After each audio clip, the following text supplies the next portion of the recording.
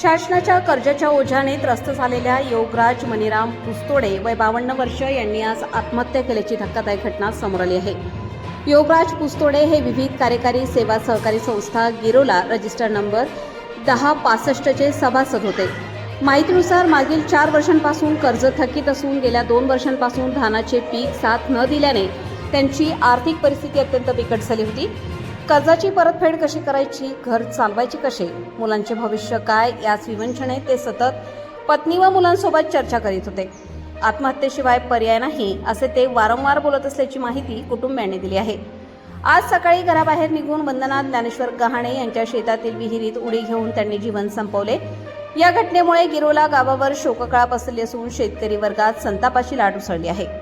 मागे आई, पत्नी आणि 2 मुले असा परिवार असून कुटुंबावर दुःखाचा डोंगर कोसळला आहे।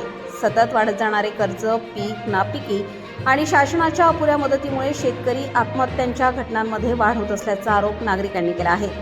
शेतकऱ्यांच्या कर्जमाफीबाबत आणि तातडीच्या मदतीबाबत शासनाने ठोस उपाययोजना कराव्यात, अन्यथा अशा घटना थांबणार नाहीत असा तीव्र संताप ग्रामस्थांनी व्यक्त केला आहे।